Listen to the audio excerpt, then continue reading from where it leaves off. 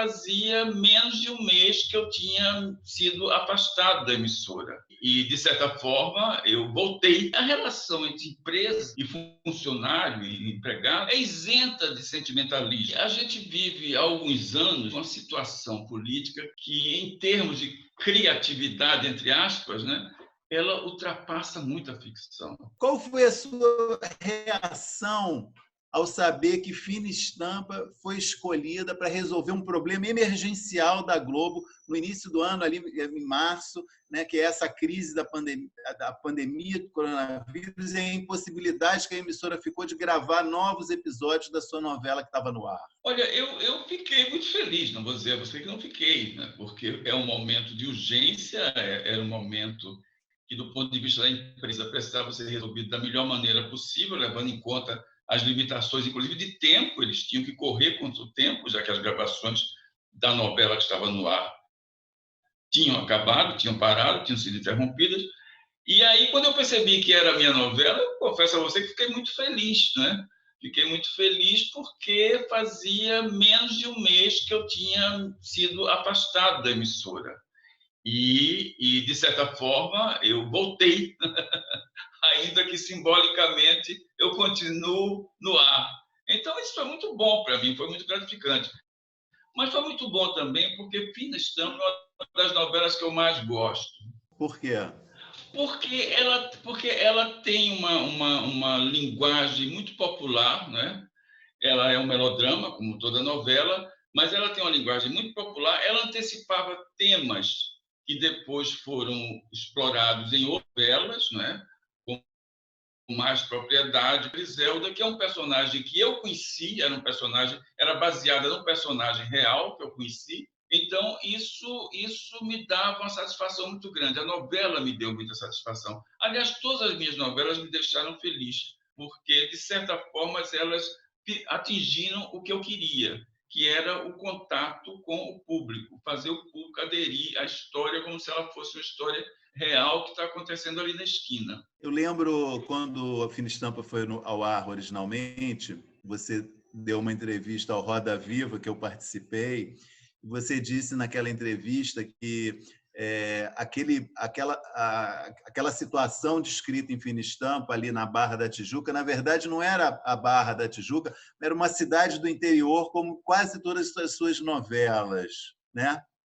Eu sempre uso esse truque, eu sempre estou na minha cidadezinha. Então, por exemplo, Senhora do Destino era na Baixada Fluminense, era numa pequena região na qual eu podia inventar, criar à vontade. Eu sempre uso esse truque. Eu reduzo muito o ambiente dos meus personagens para que eles fiquem mais próximos e para que a história corra mais livremente. Então, por exemplo, se cada personagem desse de Fina Estampa morasse num bairro diferente do Rio de Janeiro, aí seria mais difícil você fazer com que eles se encontrassem, né? Você localizando todos eles no mesmo núcleo, no mesmo lugar, no mesmo ponto geográfico, faz com que as histórias se cruzem com mais facilidade. Aguinaldo, eu vi que você elogiou, eu até comentei isso no Twitter, num vídeo que eu gravei, eu vi que você comentou isso no Facebook, os cortes que a novela está sofrendo. Você ficou com a sensação que a novela melhorou, é isso mesmo? Exatamente. Eu sempre achei que o grande problema da novela é que ela tem que ser reiterativa. Ou seja, como ela tem 180, 200 capítulos, você tem que repetir, lembrar o telespectador o que aconteceu, tudo isso, né? para que eles não percam o fio da história, da novela. Quando você reduz o número de capítulos, o tempo em que a novela está no ar, você consegue fazer com que a história se torne mais intensa, menos repetitiva. E isso só enriquece o gênero. Claro que a gente sabe que é difícil fazer isso, porque a novela é um produto que se sustenta a longo prazo, sustenta e dá lucro. Se você faz a novela mais curta, ela certamente dará menos lucro ou não dará. E o objetivo do produto é esse, é dar audiência e lucro, né? Mas eu acho que se você reduzir o número de personagens e reduzir o número de cenários, você pode fazer uma novela de 60 a 80 capítulos e ela terá a intensidade de uma série. Isso é muito bom para a novela, é muito bom para o gênero e é muito bom para quem produz a novela. Quando a Globo anunciou a não renovação do seu contrato, a Cristina Padiglione, minha colega, né, colunista, escreveu, isso foi dia 3 de janeiro, que a Globo, as palavras dela, atropelou a elegância de praxe ao anunciar sua saída num comunicado só de 3 linhas. Você concorda? Como você viu aquele momento, Aguinaldo? Olha, eu tenho a impressão, quer dizer, eu não fui examinar isso, mas eu tenho a impressão que era um problema contratual. Meu contrato acabava um mês depois, né? E eu tenho a impressão que se, num determinado prazo, a emissora não me comunicasse que não estava mais interessada em renovar, o contrato automaticamente seria prorrogado por mais um ano. Acho que o que aconteceu foi isso.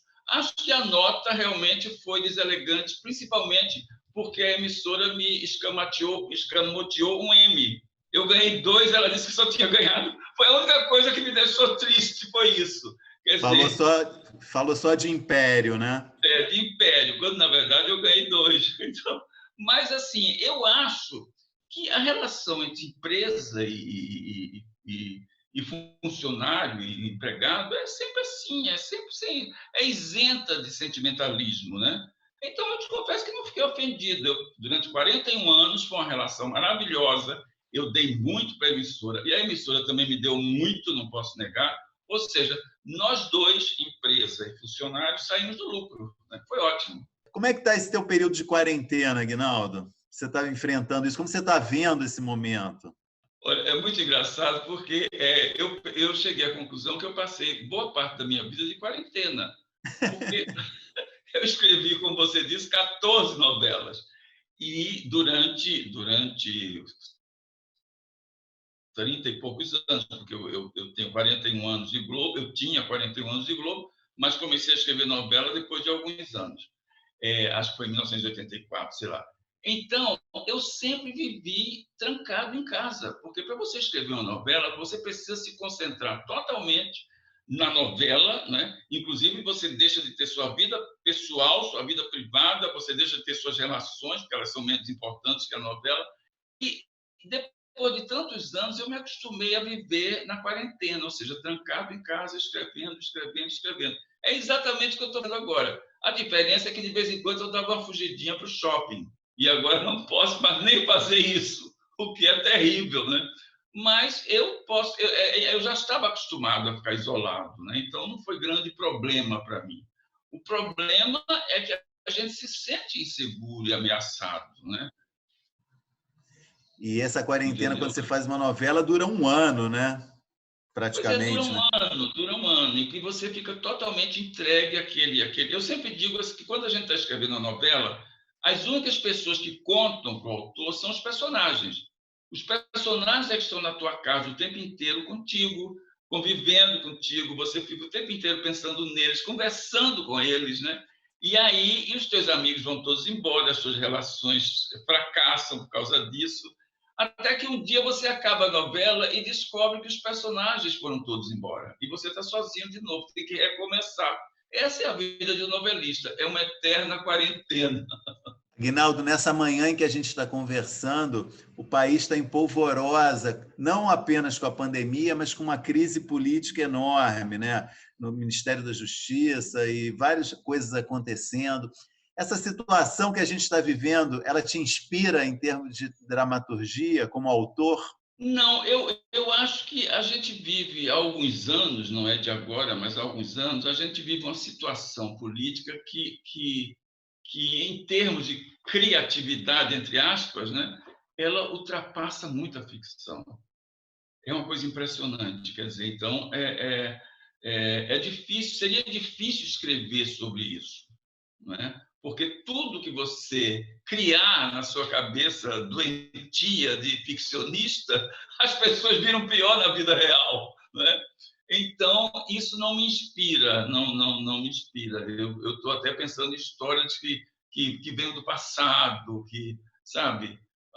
Acho que a gente consegue dizer mais coisas se a gente voltar um pouco para trás, para o passado, e ver como é que a gente acabou chegando aqui, né? Antes de eu te perguntar para você falar um pouco sobre isso, eu ia comentar, o roteirista dessa série Brasil é melhor que qualquer roteirista de ficção, né? Eu acho que sim, ele realmente merece todos os prêmios, porque em matéria de viradas espetaculares, de reversão de expectativas e coisas assim, a gente está vivendo numa verdadeira montanha-russa. Todo dia, quando eu acordo, eu tenho medo de ver as notícias, porque sempre tem uma coisa pior do que a de ontem, né? Entendeu? Está complicado. Você pode falar um pouco, você falou então que você tem pensado em histórias do passado, você pode falar um pouquinho de projetos, planos, o que você está pensando, se você está escrevendo já alguma coisa, se tem alguma coisa encomendada, ou se você está escrevendo por conta própria, o que você pode Olha contar para a só, gente? eu sou gatilho de aluguel. Assim, eu escrevo meus livros, minhas coisas, essas minhas peças de teatro, essas são as minhas coisas pessoais. Mas, assim, quando se trata de roteiros, eu sou gatilho de aluguel. Eu só consigo escrever se eu tenho um prazo e tenho uma encomenda, né? Eu não escrevo para me divertir. Roteiros, eu digo. O resto, sim, roteiros, não. Quando aquele comunicado do meu afastamento foi divulgado, claro, imediatamente eu fui procurado por várias pessoas interessadas no meu trabalho. E eu resolvi dar um tempo, esperei um mês, esperei que as coisas se acalmassem, e as coisas não se acalmam nunca, quer dizer, não em relação a mim, mas em relação a isso que a gente falou agora, ao país, né? E aí eu comecei a conversar sobre essas possibilidades futuras, entendeu? Eu não vou falar sobre elas porque assim não são oficiais. Nada está concretizado ainda. E eu estou indeciso entre algumas delas, qual delas será melhor para mim. Né? Pô, que bacana, É, muito bom ter mas, opções. mas isso inclui já a apresentação de um trabalho. Né? O que essas pessoas todas querem, mostre o que você tem, né? Mostre as suas joias. E aí eu realmente estou trabalhando num projeto que me agradou mais, que na verdade é um projeto antigo, porque acontecia o seguinte comigo: como eu sou um trabalhador compulsivo, no intervalo entre uma novela e outra, eu sempre fazia alguma coisa relacionada com o roteiro e guardava para mim. Nem tudo que eu fiz eu apresentei aos meus, às pessoas para quem eu trabalhava, atuava. Né? Então, eu tenho muita coisa guardada. Eu tenho meus tesouros guardados, entendeu? Eu erro se eu falar que você está pensando que é a coisa mais perto, seria alguma série? Sim, por enquanto é uma série. É uma série. Existe também a possibilidade de uma novela curta, ou seja, uma novela com 60 a 80 capítulos. Mas o que eu estou trabalhando mesmo nesse momento é uma série. Eu estou trabalhando, veja bem, por minha conta, mas com a previsão de que, uma vez pronto esse trabalho, alguém vai ler e vai examinar e vai decidir se vale a pena produzir ou não. Você tem assistido, tem tido tempo, cabeça para ver outras coisas, séries, ou assistir outras... Bom, as novelas agora são reprises, né? Mas você tem visto coisas interessantes? Tenho visto coisas muito interessantes. É engraçado, eu vi essa semana um filme, todo mundo estava recomendando um filme chamado O Milagre na Cela 7. É um filme turco, né? E eu pensei, um filme turco? Há um ano atrás eu votei na escolha do M, né? E tive que ver 3 novelas turcas. E confesso que não fiquei muito empolgado, não. Mas o ano passado foi uma novela turca que ganhou o M Acho que Internacional. sim. Acho que sim. Exatamente. E aí eu fui ver o filme depois de alguma resistência e fiquei impressionado, porque é um filme político. Mas é um filme político, toda a situação política transcorre atrás de um melodrama. Então, ele não é panfletário. É um filme assim que você se emociona, você torce pelas pessoas certas, né? Mas, ao mesmo tempo, não é aquela coisa panfletária do filme político. Eu achei o filme muito bom. Mas eu tenho visto séries, revi Os Sopranos, revi também Sex and the City, achei o máximo, continua ótimo, entendeu? E vejo séries novas. Anteontem eu comecei a ver Ozark, a 3ª temporada, já vi 3 episódios, eu adoro também. Eu acho que o futuro da televisão realmente está nos seriados. E os seriados se apossaram muito da linguagem da telenovela, não há a menor dúvida. Né? Eles têm breaks, têm ganchos, têm. E isso os caras aprenderam vendo o que a gente faz, eu não tenho a menor dúvida. Eu até comentei quando você fez essa observação, acho, no seu Facebook, que os americanos não tinham, estão trazendo um pouco, colocando um pouco pitadas de melodrama nas séries, né? Que é uma coisa que eles não tinham, acho, o hábito, né? Para a gente não surpreende, para eles isso é uma coisa, eu acho, menos comum, né? Exatamente. Você vê que os atores, os atores americanos, que são grandes atores, eles têm pavor do melodrama. Eles são muito contidos, né? Eles não, a emoção é toda interior, é uma coisa. Eles têm esse pavor do melodrama. Gente, o melodrama faz parte da vida. Né? Nós todos somos melodramáticos, né? Entende? Não há por que ter vergonha disso. E a novela se apossou disso, porque a novela é melodrama, é folhetim, ela se apossou disso e levou isso a uma excelência, né?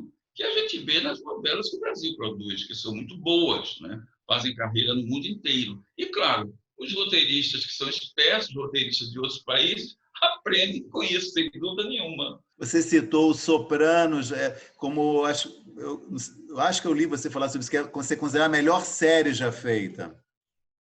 Eu acho que sim, Os Sopranos realmente foi a série que revolucionou o gênero das séries. Ele tinha uma. Porque você vê, é o tempo inteiro a história de uma família, tanto que o seriado se chama A Família Soprano, né? É uma história de uma família, né? É uma saga familiar. Só que, claro, como em toda família, acontecem as coisas mais terríveis, né? A série soube manipular isso de maneira que os personagens nunca perdessem a humanidade. O Tony Soprano é um personagem incrível, né? É um ser humano completo, assim, com todas as falhas, com todas as virtudes e defeitos. Eu acho que o Sopranos realmente é o curso intensivo de roteiro. Quando eu me sinto assim meio pobrezinho de ideias, eu vou lá e vejo o Sopranos e digo: isso aqui é o que a gente tem que fazer.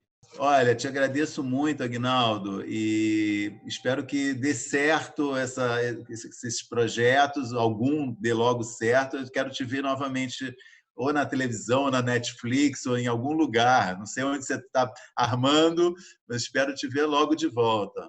Ótimo, eu também quero voltar, não por uma questão pessoal, mas é porque eu te confesso que não sei viver sem isso. Sem produzir e sem ver produzido o meu trabalho. Então, eu vou voltar de alguma maneira. Obrigado, Maurício. Qual